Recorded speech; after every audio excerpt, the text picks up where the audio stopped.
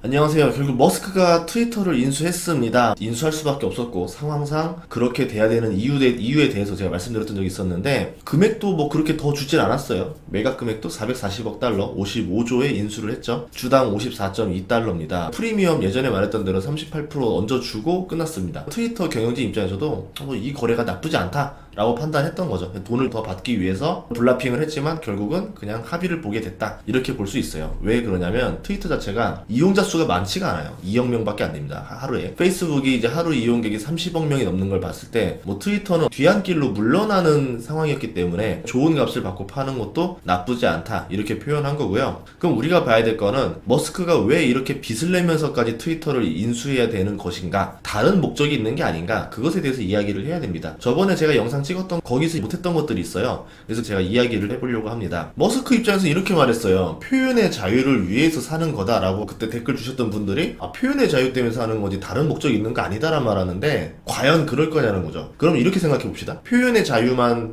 누릴 뿐인 건데 왜 꼭 비상장으로 전환해야 되는가? 그럴 이유가 없습니다. 비상장으로 전환하면 무엇이 필요한가? 엄청난 돈이 필요합니다. 20년 만에 최대 규모 수준이래요. 거기다가 머스크조차도 자기가 가진 현금을 다 동원해도 부족해서 테슬라 주식을 담보로 걸어야 되고 재무적 투자자도 붙이면서까지 들어가야 된다는 겁니다. 그러면 과연 이게 표현의 자유를 위해서 하는 게 값으로 충분하냐라는 거죠. 그럴 사람은 아니라는 거죠. 그럼 비상장으로 전환하면 무엇을 얻을 수 있느냐? 규제를 피할 수 있어요. 그리고 서비스 변경이 가능합니다. 일반적으로 상장한 상태에서 서비스 변경이 가능한 수준이라고 하면은 굳이 비상장으로 전환할 필요가 없는데 가장 큰 목적은 뭐냐면 이 규제를 피하기 위함이 아닌가. 이 규제라는 것이 무엇일까? 아마도 이제 나와 있는 법들 아니면 세상의 관점에서 뭔가 좀 논란이 될 만한 거리들이 있는 것이 아닌가, 그렇게 예상해 볼 수가 있습니다. 그러면 점점 힌트가 좁혀져 나가는 거죠. 그럼 트위터의 문제는 무엇인가? 성장하지 못하고 있다. 적자 기업이다. 그럼 머스크가 트위터를 통해서 성장시키고 흑자 기업으로 탈바꿈하고 뭐 재무를 개선해가지고 그런 사업을 하고 싶은 사람이냐? 그런 사업은 아니죠. 지금 테슬라 자체를 키우는데도 주력을 다해야 되는데 전혀 동떨어진 사업을 할 이유는 없는 겁니다. 연관된 사업이라는 거고, 이 사업을 성장시키고 한다는 것보다는 다른 목적으로 활용할, 한마디로 뭔가 완전히 체제를 개편해서 새로 어떤 사업에 활용하기 위함이라는 거죠. 즉 SNS라는 껍데기가 필요하다라는 거예요. 그럼 머스크가 트위터가 필요한 이유는 뭐냐면요, 시작으로 키우기엔 시간이 늦기 때문에 적당한 돈을 주고 시간을 사온 겁니다. 물론 머스크가 SNS를 만들겠다 하겠다면서 사람들을 불러 모을 수는 있겠지만 그 사람들이 아주 대중적인 건 아니에요. 연령대라던가 테슬라 소유 여부라던가 골고루 퍼진 사람들에 대한 데이터를 수집할 수가 없기 때문에 기존에 있는 빅데이터를 수집하려면 트위터가 필요하다는 거죠. 그럼 머스크는 어떤 기업을 가지고 있느냐? 전기차 테슬라, 그리고 우주탐사 기업 스페이스X, 이 두 가지가 핵심이고 또 다른 게 있습니다. 잘 안 알려져 있는 게 뭐냐면 지하 터널 하는 보링 컴퍼니라는 회사가 있는데 이거는 좀 예외로 보고, 어떤 게 있냐면 뇌신경 연구를 하는 뉴럴링크라는 게 있어요. 일론 머스크에 대해서 관심 많으신 분들 보면은 다큐에서 뉴럴링크에 대한 문제점을 제기하는 것들이 있습니다. 스페이스 X라던가 테슬라에 대해서는 사람들의 관심을 받으려고 많이 홍보를 하지만 이 뉴럴링크에 대해서는 홍보를 잘 하지 않아요. 이게 논란거리가 될 수 있는 것들이 많기 때문에 세상에 공개됐을 때 사회적 지탄을 받을 만한 여부들도 존재한다라는 거죠. 이런 경우는 비상장으로 똘똘 둘러싸가지고 그냥 자기만의 연구를 하는 게 훨씬 낫습니다. 머스크가 가진 어떤 사업이랑 가장 연관이 깊을까요? 지금으로서는 뉴럴링크랑 가장 연관이 깊다라고 볼 수가 있어요. 테슬라 봇도 얘기했지만 테슬라 봇도 다시 또 뉴럴링크랑 연관이 있습니다. 이거는 뉴럴링크 쪽으로 이해하시는 게 나을 것 같은데, 그런 뇌신경 연구랑 트위터가 무슨 상관이냐, 제가 사진을 하나 보여드릴게요. 페이스북이 나가는 방향을 보면 힌트를 알 수가 있는데 AR 글래스로 제어를 하는 거예요. 이게 뇌신경 기반 신기술을 공개했습니다. 딱 1년 전이거든요. 상용화까지는 앞으로 한 8년은 더 남았다라고 보는데 연구할 것들이 많다라는 거죠. 이 손가락을 감지해가지고 생각을 읽을 수 있어요. 그리고 이제 손가락을 통해서 원하는 손동작을 추적하는 기술인 거라는 거죠. 이 손동작을 활용해서 내가 원하는 생각대로 움직이는 겁니다. 예를 들어서 이렇게 휙 하면은 웹페이지를 넘깁니다. 이렇게. 그리고 딱 그냥 탁 이렇게 치면 어떡합니까? 키보드가 쫙 나타나요. 그럼 딱 타이핑을 치면은 그대로 입력이 되겠죠. 이게 페이스북이 하려고 했던 거고, 이제 앞으로 컴퓨터에서 스마트폰에서 이제 그 다음 AR 글래스가 새로운 컴퓨터, 새로운 하드웨어 플랫폼이 될 겁니다. 이 안에서 또 새로운 세상이 열리는데, 이제 페이스북 같은 경우는 이제 애플이랑 구글한테 개인정보 받아오기 어려워지면서 이제 내가 메타버스를 먼저 장악해가지고 너희들이 선점해서 누렸던 갑질을 내가 벗어나겠다. 나도 이제 메타버스를 먹겠다라고 회사 이름을 메타로 바꿀 정도로 전념을 다하고 있죠. 예, 그런 것들을 봤을 때 머스크도 이제 메타버스 쪽을 보는 거죠.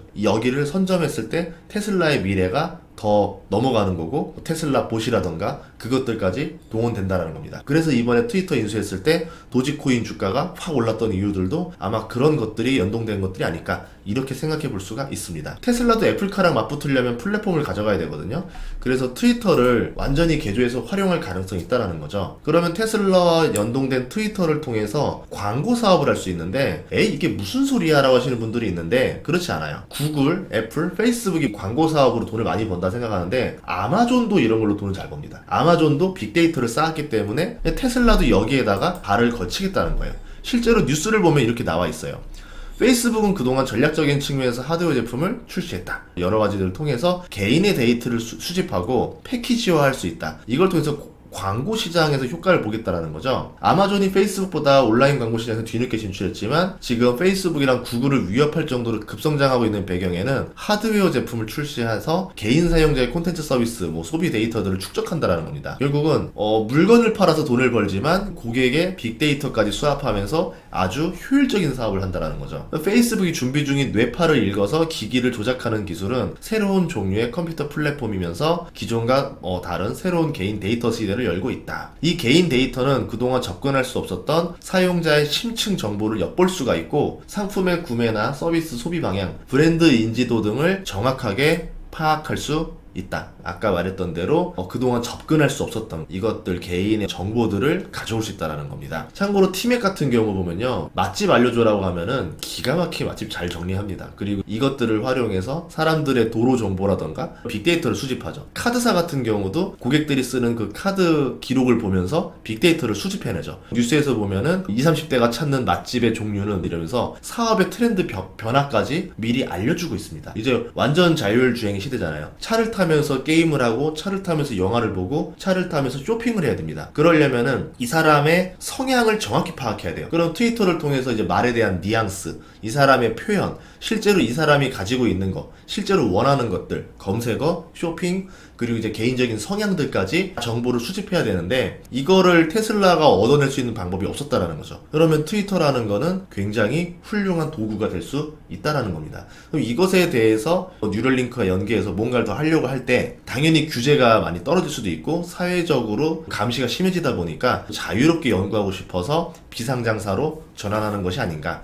그렇기 때문에 큰 돈을 주더라도 트위터를 사는 게 훨씬 더 이득이다라는 거죠. 이걸 통해서 애플, 구글, 아마존과 맞짱을 뜰 수 있다라고 하면은 굉장히 훌륭한 겁니다. 참고로 애플 같은 경우는 폐쇄형 전략을 썼어요. 안드로이드처럼 넓게 쓰는 게 아니라 우리들만의 플랫폼을 전략을 썼는데 그 안에서 소비까지 다 벌어지게 만듭니다. 테슬라도 마찬가지로 애플을 많이 닮았다라고 했었잖아요. 이 폐쇄형 전략을 통해서 우리만의 메신저, 우리만의 쇼핑, 우리만의 영화, 우리만의 업무, 이런 식으로 폐쇄형 플랫폼으로 갈 가능성이 굉장히 높다는 겁니다. 거기에 선봉장으로 트위터가 있을 건데 트위터가 비상장으로 내려나가면서 이제 앞으로 몇 년간은 뭘 하는지 깜깜이가 되는 거예요. 나중에 몇 년이 지나서 짜잔 하면서 보여주겠죠. 그때가 됐을 때는 우리도 살 수는 없으니까 그냥 이렇게 되겠구나 느껴질 텐데 그럼 우리가 투자해서 얻을 수 있는 거는 다 비상장사라서 얻을 수 없고 테슬라가 이득을 좀 보겠죠. 아니면은 앞으로의 시대가 AR 글래스라던가 메타버스라던가 뉴럴링크라던가 테슬라 봇이라던가 이런 쪽으로 차근차근 준비를 하고 있구나. 그럼 우리의 투자도 앞으로 여기에 대해서 준비를 해야 됩니다. 예전에 시총 1위부터 10위까지 보면은 플랫폼 기업들이 이렇게 많지 않았었거든요. 네이버라던가 카카오만 해도 시총 10위 안에 들어오지도 못했었는데